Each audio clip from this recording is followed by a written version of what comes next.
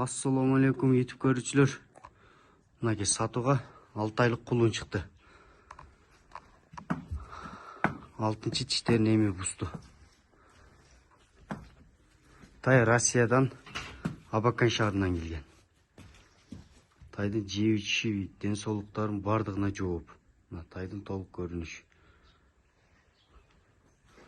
Başı koçkor baş. Tayдын төшөгүн oraları. Hadi töşök. Hadi soluk putu kolları var жоğuna жооп. Тайдын толук көрүнүшүнүн баштары.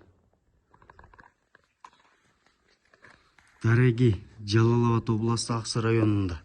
Кербен шаары.